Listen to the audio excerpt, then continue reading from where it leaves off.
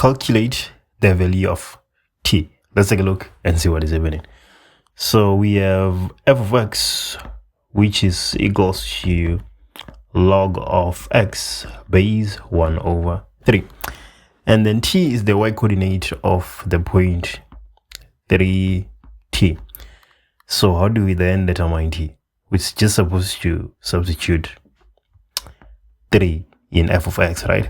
So we have f of 3 being equals to log of 3 base 1 over 3. So let me press my calculator therefore. So log of base 1 over 3, this is minus 1. So t is equals to minus 1. Okay, 4.1. Let's take a look at 4.2. So 4.2, write down the coordinates of A. Why does the question say write down? Is it that easy to see? So what is happening? What is special about A? A is the x-intercept of f. So x-intercept, we know that y is equals to 0. Right, so 0 is equals to log of base is 1 over 3, and then we have x. So 1 over 3 carries a 0, and this is equals to x. So any number to the power 0 is 1. So the coordinates of A, 1 and 0. I think it's fine if the question says write it down and you calculate. I don't think that is too bad. Okay, so that is 4.2, 4.3, we're looking for the inverse. So I'm just going to ahead and swap x and y. I'm just going to go ahead and swap x and y at this point. So swapping x and y, I get log of y base 1 over 3. So what do I have? 1 over 3 to the x is equals to y. Right, that is 4.3. 4.4, write down the equation of the asymptotes of f inverse. So the x does not have an asymptote, right?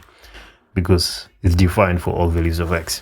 But then y is equals to 0 is our asymptote, as y can never be equals to 0, right? This cannot be equals to 0 under whatsoever conditions. So that is 4.4. What about 4.5? Draw the graph of f inverse on the set of x's provided in the answer book. Clearly indicate the intercepts with the x's, the coordinates of one other point, and the asymptotes. So initially, when I was thinking about this question, I actually came up to the wrong conclusion. So I have my x and y, and then I had something like this, which is wrong. I realized that it is wrong when I was doing 4.6. I didn't think much of the question. I just thought of the intercept and then I just drew. But I realized that that is wrong. It's supposed to actually look like this. Yeah, that is how it's supposed to look like. So what is happening there? What is the intercept? So y cannot be equals to 0. So we don't have x-intercept y is equals to 0. We have y-intercept x equals to 0. So x is equals to 0, any number to the power 0 is 1.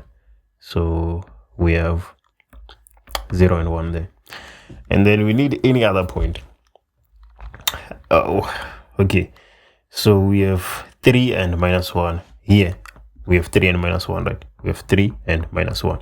So on the inverse, we must have minus 1 and 3. That's what the inverse does actually. It swaps x and y. So we know that somewhere here, where? How do I write this nicely? Minus 1. Somewhere here, we have a coordinate x is minus 1 and y is 3. Right. Let me verify. 1 over 3 to the minus 1. That is 3 indeed. Right. So that is the other point that they're looking for. Then 4.6. The graph of h is obtained when f inverse is translated 5 units to the right. Determine the values of h where x greater than 4.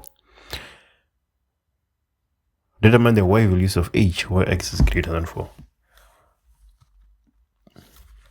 Okay, so two solutions that I'm thinking of.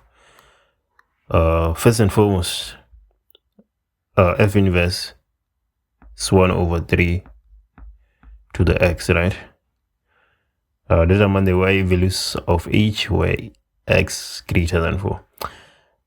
So that is 1 over 3x. We have it here. That is the graph.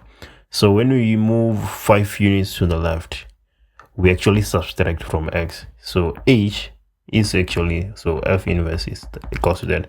So h is actually equals to 1 over 3 to the x minus 5.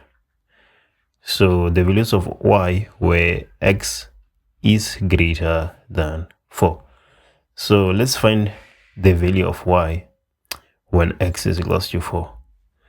Okay, so h of 4 is equals to 1 over 3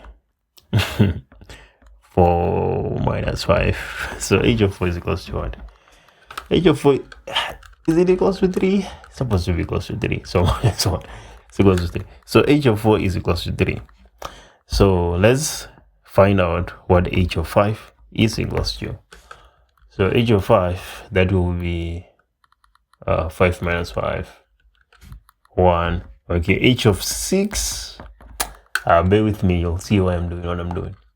H of 6, therefore, is 6 minus 5. So that is 1 over 3.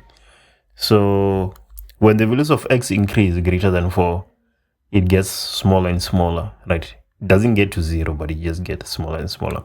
So the y value is actually y element of, so how do I put this? When x greater than 4, y runs from 0. We know that it cannot be 0. At 4, it is equals to 3. But we don't get to 4. We just get very close to 4 from the right hand side. So 0, 3. Do we include 3? No, we don't, because we're not going to get to 4. We're actually going to get very close to 4. 4.00001, but actually never get to 4. So that is why. That is 4.6. If you want past question papers and very cool study material, I'll show you for all subjects. Well, most subjects: life sciences, physical sciences, mathematics, geography, English, so on and so on.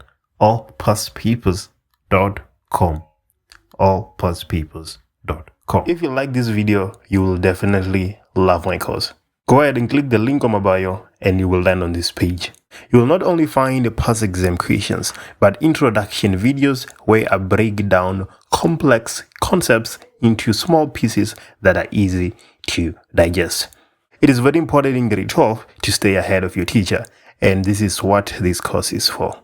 It's very easy to navigate through the course as videos are arranged into collections. You can clearly see that we have electrostatics, work energy and power, Doppler effect, so on and so on. Do you maybe need help with study tips and creating your own timetable? We can talk about that inside the course and I can help you out. It doesn't even take a minute to join. Can't wait to hear from you.